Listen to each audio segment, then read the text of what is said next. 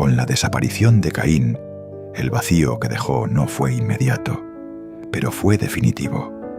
Durante un tiempo, Enoc continuó en pie, sosteniéndose por la inercia de lo que alguna vez fue una estructura sólida.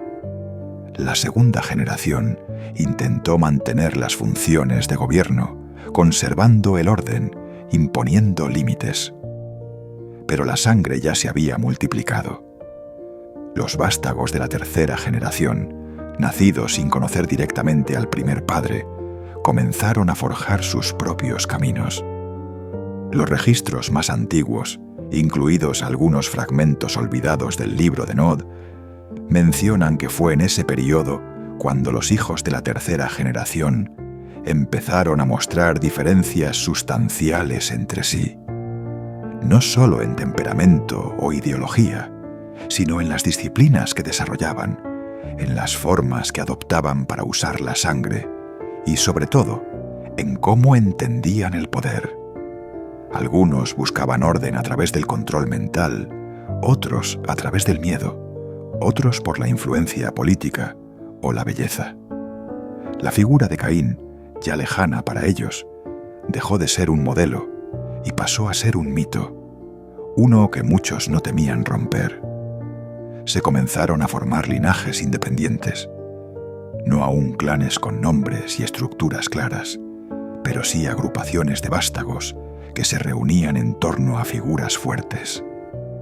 Cada una de esas figuras, descendientes directos de Irad, Enoc o Zila, adoptó su propia interpretación de lo que significaba ser vampiro. Esos grupos desarrollaron sus propias costumbres, normas y prácticas rituales. Algunos incluso empezaron a experimentar con la sangre, buscando alterarla, purificarla o corromperla.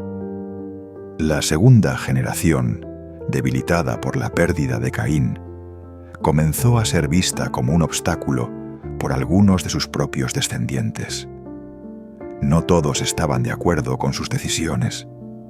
Algunos creían que el linaje debía seguir expandiéndose sin limitaciones. Otros los culpaban de haber abandonado la ciudad a su suerte, y un pequeño grupo en las sombras ya conspiraba para reemplazarlos. Uno de los momentos más críticos ocurrió cuando varios vástagos de la tercera generación comenzaron a disputar abiertamente territorios dentro de Enoc. Ya no se trataba de simples tensiones sociales. Se instalaron controles sobre zonas de alimentación. Se establecieron dominios informales. Se impusieron condiciones a los humanos que vivían en esas áreas. La ciudad, antes unificada, comenzó a dividirse en feudos, cada uno dominado por un linaje distinto. Fue durante este periodo que aparecieron las primeras señales de lo que serían los antediluvianos. Se trataba de vástagos particularmente antiguos de la tercera generación, poderosos, carismáticos y peligrosos. Cada uno comenzó a consolidar su propio linaje, no solo a través de la sangre, sino de la ideología. Algunos de ellos llegaron a tener más seguidores que los propios miembros de la segunda generación. No eran oficialmente líderes, pero todos sabían que lo eran. Entre ellos se encontraban figuras que más tarde fundarían los clanes conocidos. El gobernante que predicaba el orden absoluto, el artista que confundía la pasión con la locura, el guerrero que defendía la libertad con violencia, el estudioso que ya no temía los secretos de la sangre. En ese mismo tiempo, la ciudad perdió su cohesión política. Las reuniones entre los líderes dejaron de celebrarse con regularidad. Las normas se volvieron interpretaciones. Los castigos ya no se aplicaban o eran reemplazados por represalias privadas. El lenguaje mismo empezó a cambiar. Algunos vástagos dejaron de utilizar los términos que Caín había enseñado. Ya no hablaban de sangre compartida, sino de legado o de raza. La descendencia dejó de ser una responsabilidad y se convirtió en una estrategia de poder. Uno de los documentos antiguos menciona una reunión secreta celebrada entre 5 de estos futuros antediluvianos.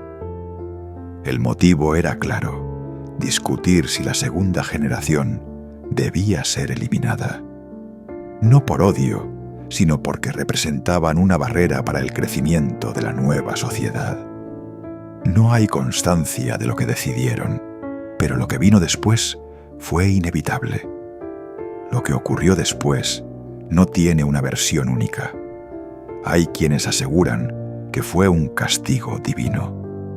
Que Dios, al ver lo que la descendencia de Caín había hecho con el don de la inmortalidad, envió el diluvio como castigo.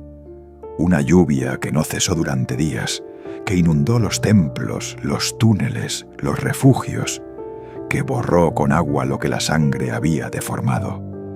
Otros sostienen que fue una guerra interna, que los antediluvianos, aún sin ese nombre, se enfrentaron entre sí y destruyeron la ciudad desde sus cimientos, que no fue la ira de los cielos, sino la ambición de la sangre lo que provocó la ruina. También hay quienes hablan de un ritual, de una conjura de poder, de una transgresión en los límites de la sangre, que terminó por abrir una grieta en la tierra misma, que Enoc no cayó, sino que fue tragada. Sea cual sea la verdad, el resultado fue el mismo.